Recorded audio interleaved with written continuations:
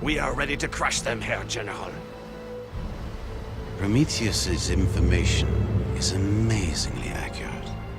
The original ideas from R.U.S.E came from the development studio, Eugen Systems, and they came up with this creative vision of being a general, and then they had some of the ideas. We choose World War II as a setting for a lot of reasons. The first one is that you have huge battles with impressive battlefields. Everyone knows about them, so it's very easy to get into it.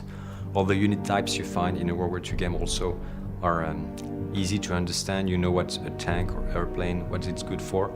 The story had to wait for the level design of the game to be very advanced, and then we started writing the story with Jeff, a writer. I was brought onto the project actually after it had been running for even 2 or 3 years. What happened was they were coming towards the end of development. They needed a scriptwriter to come in and finish up what they'd been working on. So the objective initially for the story of the game was to make something which was tightly integrated with the gameplay and which would serve the purpose of teaching how to use the game, how to discover the different gameplay features.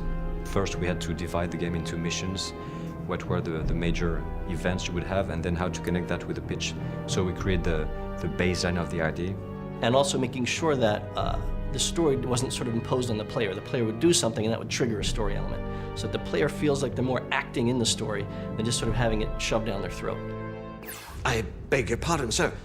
Do you really trust those reports? I mean, Admiral Canaris himself has concerns about Prometheus. His reports are more reliable than those from Berlin. What really makes the game unique is this idea of bringing real elements of chess and poker into the gameplay. You're setting up a strategy here and trying to hide it, and while you're sending a fake attack over here. And in the meantime, you're trying to figure out what his troops are doing where and what he's building while you're trying to hide what you're doing. There's a spy infiltrating the generals, giving false information, and this is the whole story is about finding this spy.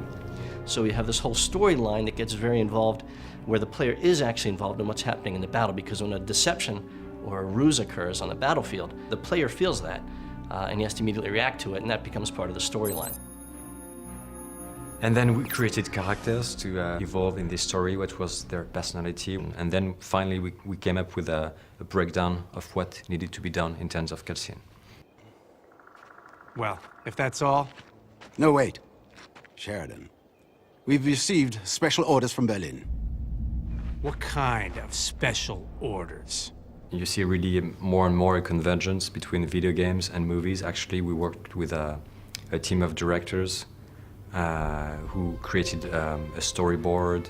They handled the cutscene much like a movie, actually. And what they did is they brought a very cinematic eye to the cutscenes, the idea of different camera movements and how you frame the shot.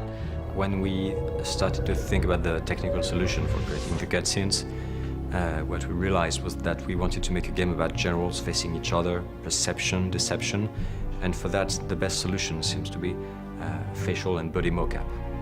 And then they got this great company called Solid Anime, who does all the motion capture. So we get involved with this project because the company works on two kind of markets, video game and movie. The big challenge was for us to capture the expression of the characters and the body at the same time, and to match all these things together to be first realistic and to keep all the intentions of all actors.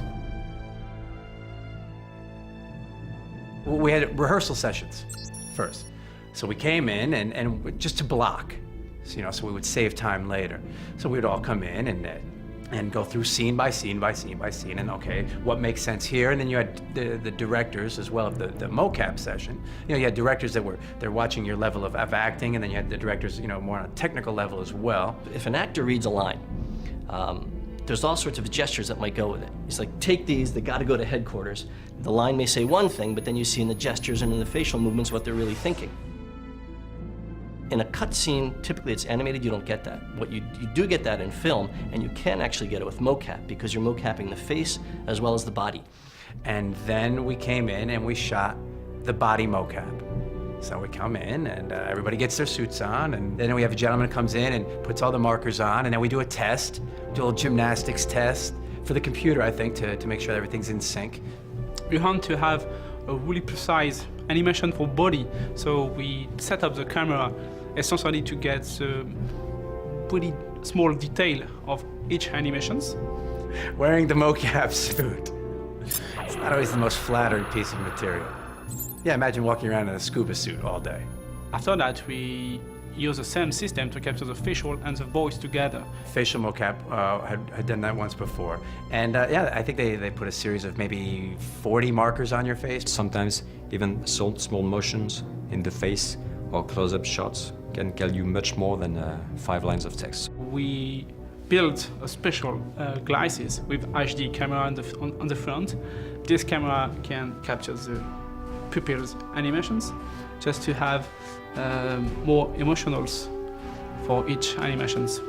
I think it's really impressive what I, as a writer and a storyteller, can do in a game now. When you can get a couple of guys in a conference room to act out a scene, and then suddenly you can add the North African desert, and the burning tanks, and planes going overhead. These special effects, it's not only George Lucas that can do that. You know, now we can do that in our little game studio in Ubisoft. And that's a huge difference, I think. I think as the technology becomes more and more accessible, you're going to see a lot more games doing a lot better, more immersive storytelling using this kind of technology.